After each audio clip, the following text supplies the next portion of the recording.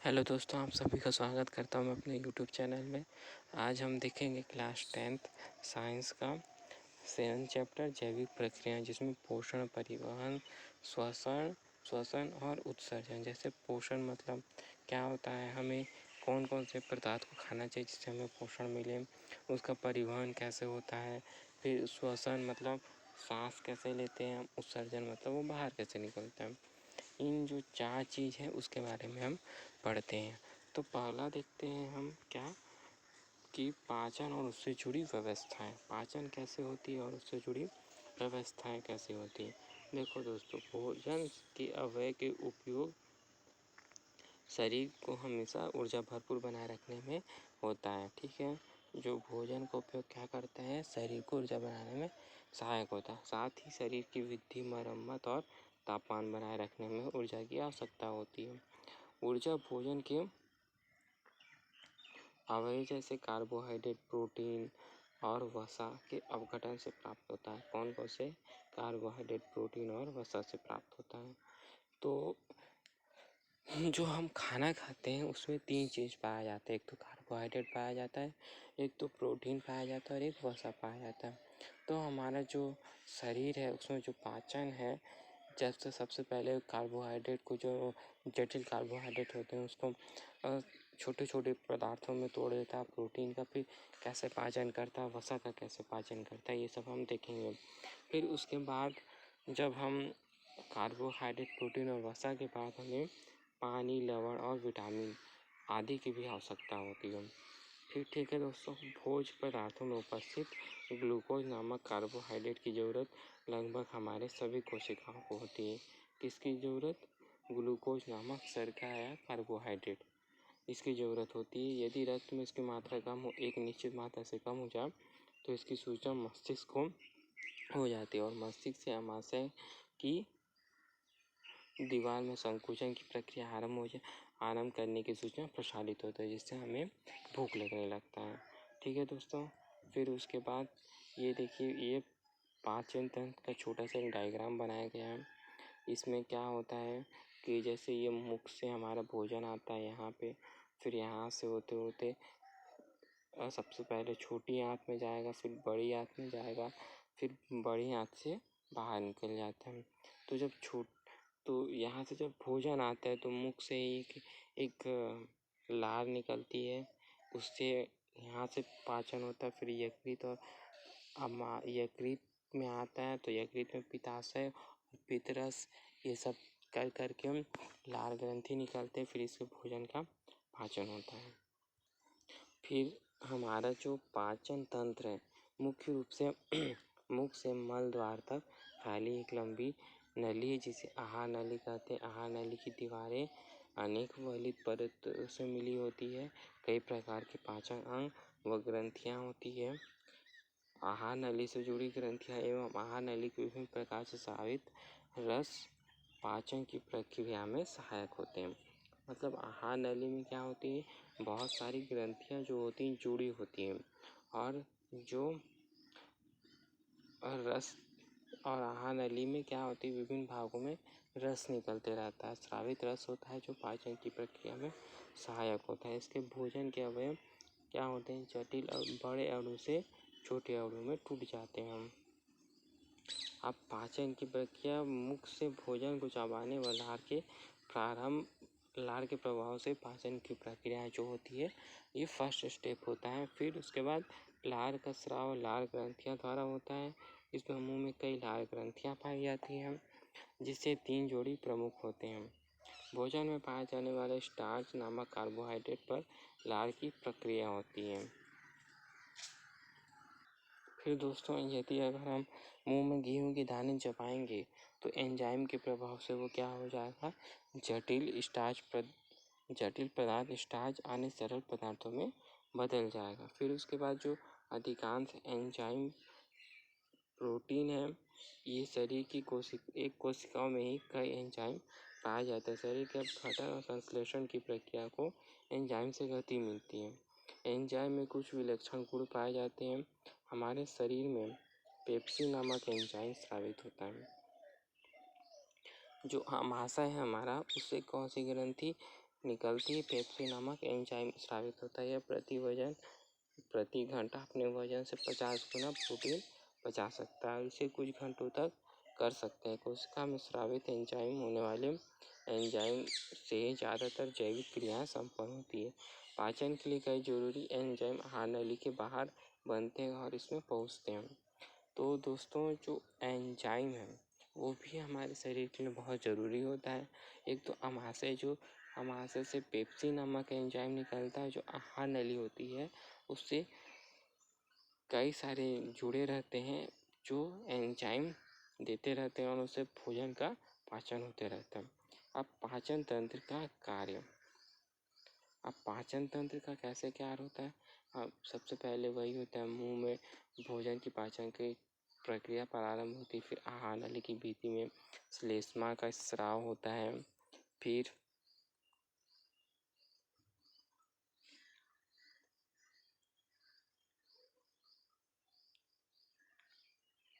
इसके बाद ये मांसपेशियों में क्रमशः संकुचन मतलब सिकुड़ता है, फिर फैलता है। इससे क्या होता है? भोजन आगे बढ़ता है। फिर इसको क्या कहते हैं? क्रमानुकुचन कहते हैं। फिर गले, अमाशय और छोटी आंत के सिरों में वाल्व लगा होता है। एक क्या होता है? एक वाल्व लगा होता है जिसमें भोजन की निश्चित मात्रा ही आहार नली में आगे बढ़ती है। मतलब पूरा जो डायरेक्ट भोजन है पूरा हमारे शरीर के पेट के अंदर नहीं पहुंच पाता। वो क्या होता है, थोड़ा करके नीचे पहुंचता है। नहीं तो ऐसे में भोजन का पाचन नहीं हो पाएगा।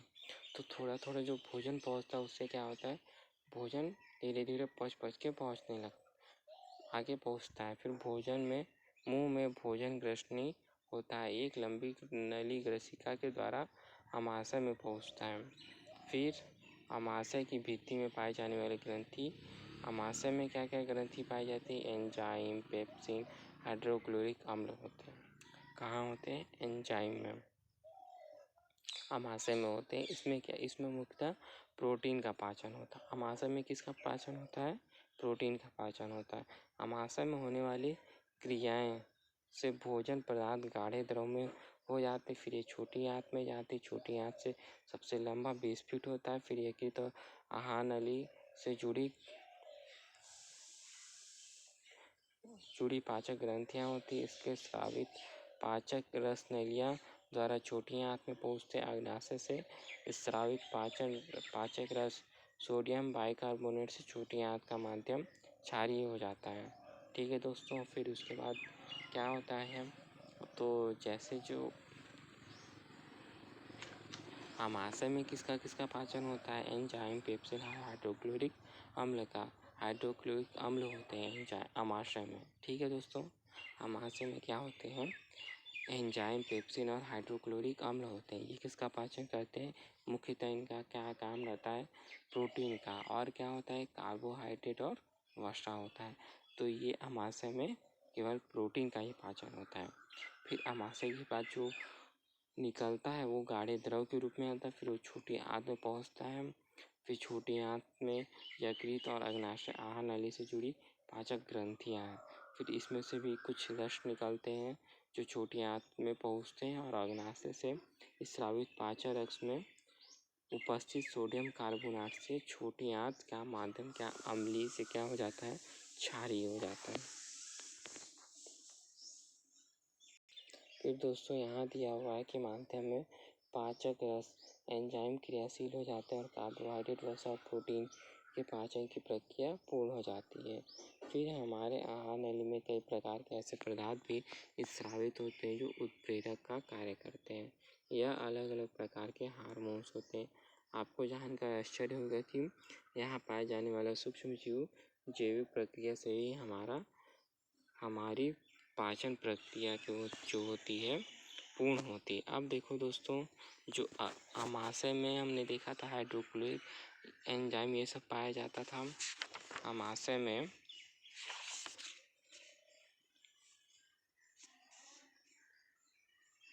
एंजाइम, पेप्सिन और हाइड्रोक्लोरिक अम्ल पाया जाता था। ये क्या, और फिर जो अग्नाशय होता है उसमें एमाइलेज, ट्रिप्सिन और लाइपेज नामक एंजाइम पाया जाता है। और इसके कार्बोहाइड्रेट, प्रोटीन और वसा का पाचन होता है। उसमें क्या स्पेशली प्रोटीन का पाचन होता था, लेकिन अग्नाशय में ये कार्बोहाइड्रेट, प्रोटीन और वसा तीनों का पाचन होता है।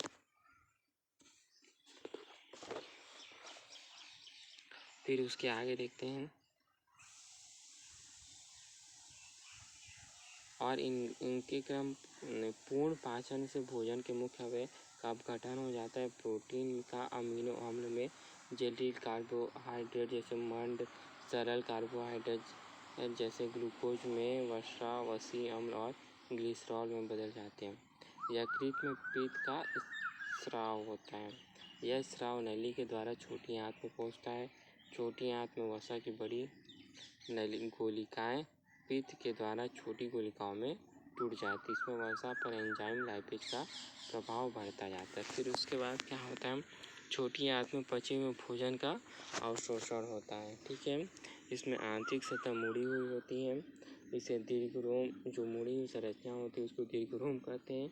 इसमें भोजन के अवयव के अवशोषण की विस्तृत सतह उपलब्ध होती है। यहाँ से पाचन हुआ भोजन रक्त परिवहन तंत्र के माध्यम से रक्त वाहिका और लसिका वाहिका में जाता है। छोटी आंत में जल की कुछ मात्रा अवशोषित होती है। ठीक है, जिन पदार्थों का अवशोषण छोटी आंत में नहीं हो पाता उनका अवशोषण बड़ी आंत में होता है, और जिनका बड़ी आंत में भी अवशोषण नहीं हो पाता वो क्या होती है, मलद्वार के द्वारा बाहर निकल जाती हैं। ये हमारा पूरा पाचन जो तंत्र था वो कंप्लीट हो गया। अब हम देखेंगे कि परिवहन तंत्र में हृदय की क्या क्या भूमिकाएं रहती है। अब हम देखते हैं कि हृदय की कैसे कैसे कार्य होते हैं। दोस्तों ये देखो, यहाँ पे क्या है, ये शरीर के सभी अंग है। फिर इसमें कैसे होता है, इसमें जो रक्त है वो दायां आलिंद में जाता है, दायां आलिंद से दायां निलय में जाता है, फिर फुसफुस धमनी में, फिर उसके बाद फेफड़े में, फिर उसके बाद फुसफुस सीरा में जाता है, फिर उसके बाद बायां आलिंद, फिर बायां निलय, फिर महाधमनी, फिर उसके बाद शरीर के सभी अंगों में।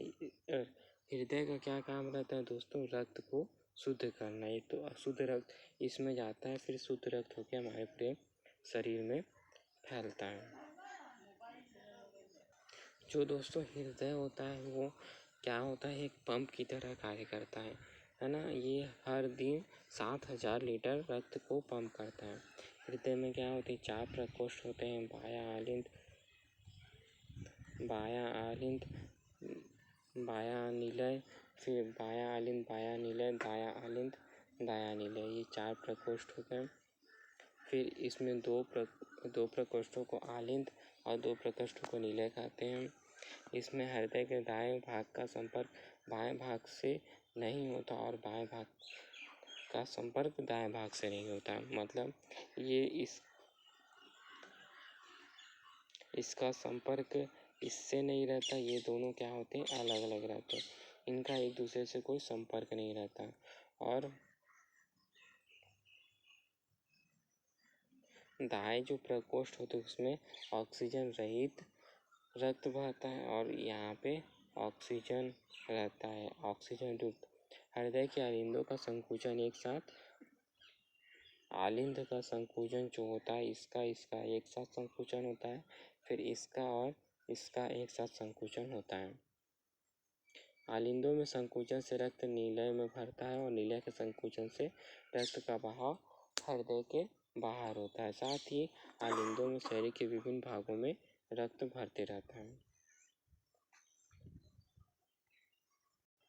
एक परिपथ ऐसा जिसमें हृदय के से शरीर की सभी कोशिकाओं तक और वहां से वापस हृदय तक रक्त का बहाव होता है। इसमें बायां निलय के संकुचन से महाधमनी से होकर ऑक्सीजन युक्त रक्त का बहाव होता है। फिर अन्य धमनियों से शरीर के तमाम ऊतकों तक पहुँचता है। इसके आगे कोशिकाओं के माध्यम से शरीर के सभी कोशिकाओं तक रक्त पहुँचता है। कोशिकाओं में ऑक्सीजन रहित रक्त अन्य कोशिकाओं एवं शरीर की हृदय की दाहिनी आलिंद तक पहुँचता है। ये हो गया पहला परिपथ। फिर उसके बाद ये हो गया दूसरा परिपथ। दूसरे परिपथ में हृदय की दायां नीले के संकुचन से फुसफुस धमनियों से फेफड़े तक रक्त का बहाव होता है और रक्त का नालियों से बहते हुए रक्त का फेफड़े में ऑक्सीकरण होता है। फुसफुस शिरा से ऑक्सीकृत रक्त हृदय के बाएं आलिंद तक पहुंचता है। ये पूरा एक परिपथ बताया गया है कि इसमें कैसे कैसे होता है। तो जैसे पूरा ये शरीर हो गया, इससे क्या होता है, इसमें जाता है रक्त, फिर ये वाल्व लगा होता है, फिर इससे ये इसमें जाके फिर इसमें से आता है, फिर इसमें से जाकर फिर इसमें से जाता है। इस प्रकार रक्त का जो बहाव है इस प्रकार चलते रहता है। फिर दूसरे परिपथ में हृदय के दाएं नीले के संकुचन से फुसफुस धमनी से फेफड़े तक रक्त का बहाव होता है। रक्त की नलियों से बहते हुए रक्त के फेफड़े में ऑक्सीकरण होता है। फुसफुस शिरा से ऑक्सीकृत रक्त हृदय के बाएं आलिंद तक पहुंचता है। नीलय के संकुचन से उत्पन्न दाब से धमनियों में रक्त का बहाव बना रहता है। रक्त का दाब शिरा तक बहुत कम हो जाता है।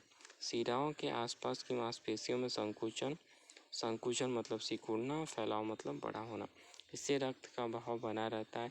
साथ ही शिराओं में वाल्व होते हैं, जिससे वाल्व जो रक्त का बहाव होता है उल्टा ना प्रभाव होता है।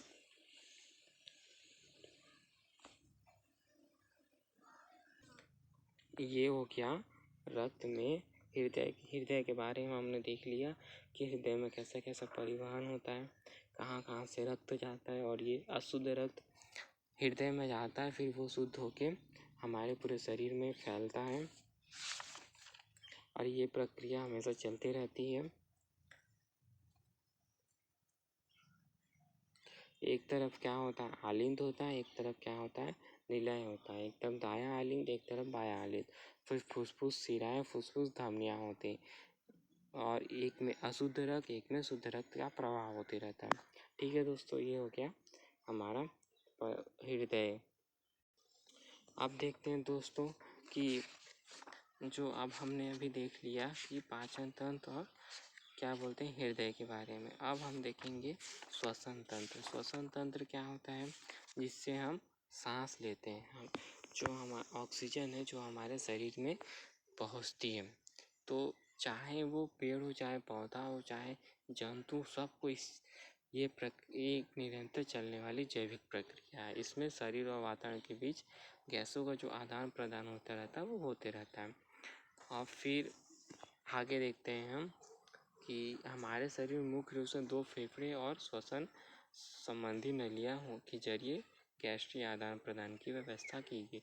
दाएं फेफड़े का आकार बाएं फेफड़े से थोड़ा बड़ा होता है। जो दायां फेफड़ा होता है वो बाएं फेफड़े से थोड़ा बड़ा होता है। फेफड़े की बनावट क्या स्पंजी होती है, मतलब इसको हम क्या बोलते हैं, इसको गाड़ सकते हैं पूरा, इस टाइप का स्पंजी होता है। इसके अंदर श्वसन नलियाँ और कई शाखाओं में बटी होती हैं। इनमें इसकी सतह बुलबुले बारीक मुड़ी हुई बुलबुले जैसी संरचना के रूप में होता है, जिससे हम क्या करते हैं, कुप्पिकाएँ करते हैं। कुप्पिकाएँ का जो बुलबुले की तरह होती हैं और वो क्या होती हैं, बारीक मुड़ी हुई रहती हैं। तमाम कुप्पिकाओं की सतह को फैलाया जाए तो लगभग 100 वर्ग मीटर का क्षेत्रफल को ढक सकता है। यह संरचनाएं गैसीय आदान प्रदान के लिए विस्तृत क्षेत्र उपलब्ध करवाता है। फेफड़े में हवा और रक्त की कोशिकाओं के बीच को यह सतह अत्यंत महीन होती है। हृदय में जाने वाली रक्त यहाँ ऑक्सीजन युक्त होती है। हमारे शरीर में सबसे दुर्बल हिस्सा भी है। हृदय क्या होता है, हमारा सबसे दूर ऑक्सीजन युक्त हो जाता है, और हमारे शरीर का जो सबसे दुर्बल है वो हृदय है। किसी संक्रमण से धूल, आदि से फेफड़ों के रोग हो सकते हैं। क्या हो सकते हैं, जैसे धूल, धुआं, और ये सबसे हमें फेफड़े के रोग हो सकते हैं। वास्तव में सांस लेना और छोड़ना ये शरीर की गतिविधियों में से एक है। जैसे हमारे जो ब्लड है वो एक हृदय से होकर गुजरते रहता है और वो शुद्ध रक्त हमारे हृदय में प्रवाह होता रहता है। वैसे सांस लेना और छोड़ना भी एक गतिविधियाँ हमारी कोशिकाओं के का अंदरूनी पर्यावरण एक सा बनाए रखने का काम करता है। हमारे शरीर की पेशियों द्वारा पसिया की गति और सीने के और उदर के बीच की स्थिति एक गुंबदनुमा मांसपेशी डायफ्राम के संकुचन से फेफड़े में हवा भरती है। जब डायफ्राम का संकुचन होता है तो नीचे की ओर झुककर सपाट हो जाता है। इनसे वृक्ष गुहा का आयतन बढ़ जाता है और फेफड़े में हवा भरती है। जब संकुचन होगा तो हवा भरेगी और जब वो फूलेगा तो हवा बाहर निकलेगी। डायफ्राम के शिथिलता से वृक्ष गुहा का आयतन कम हो जाता है। फेफड़े में से हवा श्वास नलियों की से होकर नाक और मुंह से बाहर निकल जाती है। दोस्तों, हम दो तरह से सांस ले सकते हैं, तो मुंह से ले सकते हैं और नाक से ले सकते हैं। जब हम मुंह से सांस लेंगे तो जो हवा के साथ जितने भी अवांछित कण हैं वो सारे हमारे मुंह से अंदर चले जाएंगे, और जब हम सांस नाक से लेते हैं तो वो जो होते हैं पूरे छन के जाते हैं। फिर जीवित अवस्था में कभी भी फेफड़े पूर्ण रूप से खाली नहीं होते। लगभग 1.5 से 2.5 लीटर हवा हमेशा फेफड़े में रहता ही रहता है।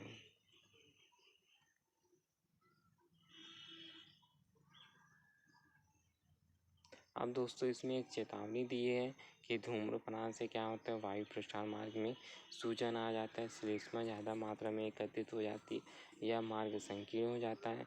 धूम्रपान करने से फेफड़े के संक्रमण होने की संभावना ज़्यादा होती है, जैसे खांसी, सांस में तकलीफ होती है। यह उस व्यक्ति और परिवार के जनों के स्वास्थ्य को स्थायी रूप से हमेशा के लिए क्षति पहुंचाती है। किसी के जीवन काल में एक फेफड़े पूर्ण रूप से काम करना बंद कर दे तो दूसरे फेफड़े से काम चलाया जा सकता है। ऐसे हमारे वृक्क के साथ भी है। जैसे हमारा जो वृक्क होता है वो किडनी होता है। किडनी भी अगर एक खराब हो जाए तो एक से हम काम चला सकते हैं। जैसे ही हमारे अंग तंत्रों में संपर्क है तथा ये आपसी समन्वय से कार्य करते हैं, और एक संपर्क मार्ग हमारी श्वास नली और नली में दर्शाया गया है। ये दोस्तों, ये हो गया श्वसन तंत्र का चित्र हो गया। ये हो गया नाक द्वार जिससे हम सांस लेते हैं। ये मुख हुआ जिससे हम मुख से भी सांस लेते हैं। ये फेफड़ा हो गया हमारा, ये जो बताया जा रहा है ये, और ये जो हमारा फेफड़ा हो गया। ये कुप्पिकाएँ हो गई, छोटे छोटे छोटे छोटे छोटे यहाँ पे जाल बना हुआ, इसी को यहाँ पे अलग से बता दिया गया कि ये कुप्पिकाएँ पर कोशिकाओं का जाल है, सिरा है, श्वसन संबंधी नली है, धमनी है, श्वसन संबंधी नली, ये सब चीज़ को जो हमारे अंदर फेफड़ा है उसके बारे में बता दिया गया है। मस्तिष्क में श्वसन नियंत्रण केंद्र, श्वास नली व आहार नली के बीच संपर्क मार्ग।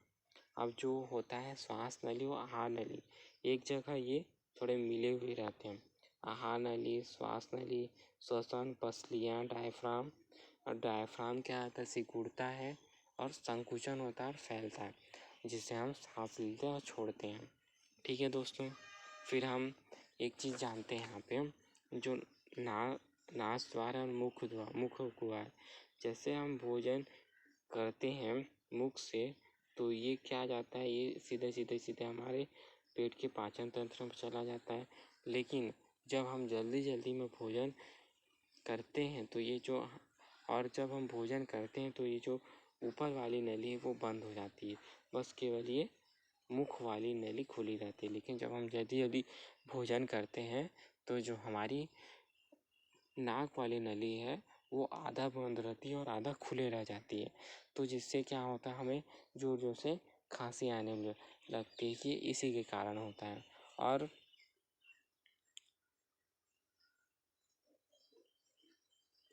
फिर सांस लेने की प्रक्रिया में नाक और मुंह में हवा अंदर जाती है और हवा ही बाहर निकलती है। बाहर निकलने वाली हवा का तापमान अपेक्षाकृत क्या होता है, ज़्यादा, और ऑक्सीजन की मात्रा कम होती है और कार्बन डाइऑक्साइड की मात्रा ज़्यादा होती है। वातावरण और सांस की हवा में कार्बन डाइऑक्साइड की मात्रा का तुलनात्मक अध्ययन हम ये क्रियाकलाप दिया हो उसमें हम देख सकते हैं। ठीक है दोस्तों, ये हो गया हमारा श्वसन तंत्र कंप्लीट हो गया। अब हम देखेंगे उत्सर्जन तंत्र। उत्सर्जन तंत्र कैसे होता है, कैसे काम करता है, इसके बारे में। हमारे शरीर में जैविक क्रियाओं से कई ऐसे पदार्थ बनते हैं जिसका किसी न किसी प्रकार से निष्कासन होता है। जैसे उदाहरण के लिए सांस के जरिए अतिरिक्त कार्बन डाइऑक्साइड और पानी बाहर निकलता है। पसीने से अतिरिक्त लवण, पानी और मूत्र से मुख्य रूप से यूरिया, यूरिक अम्ल और पानी निकलता है। उसी प्रकार हमारे शरीर में मूत्र के बनने और उसकी मात्रा का नियंत्रण के लिए एक विशेष व्यवस्था की जिसे हम उत्सर्जन कहते हैं।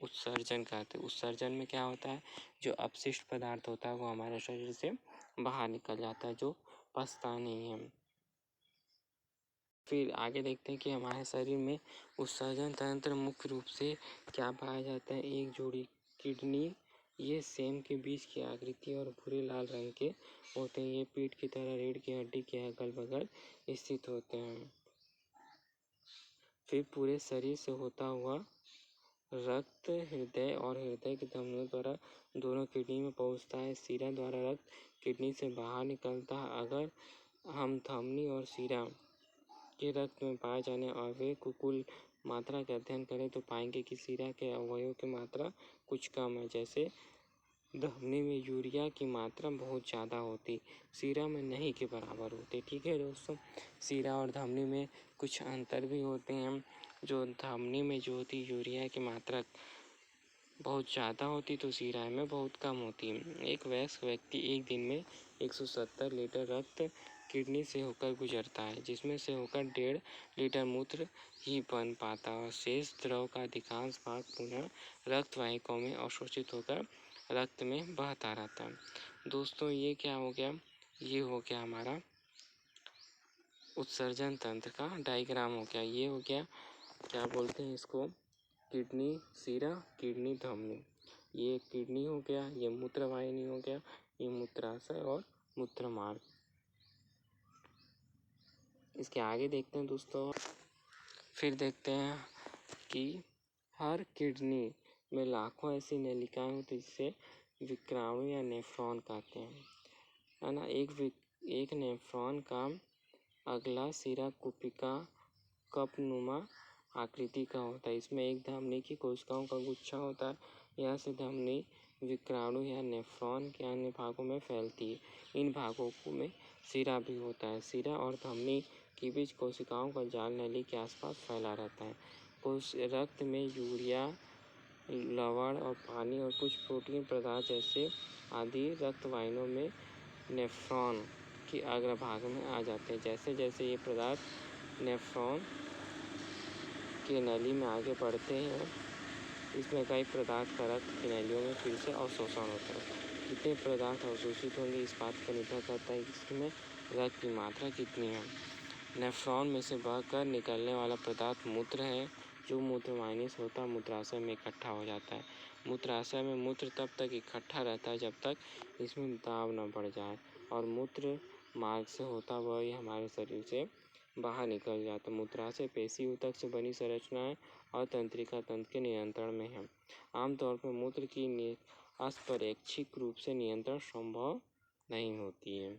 ठीक है दोस्तों, ये सब मूत्र के बारे में बताया गया है।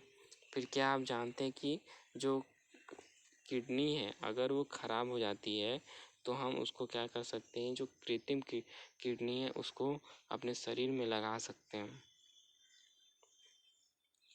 ठीक है दोस्तों, ये हो गया आज का हमारा वीडियो समाप्त होता है।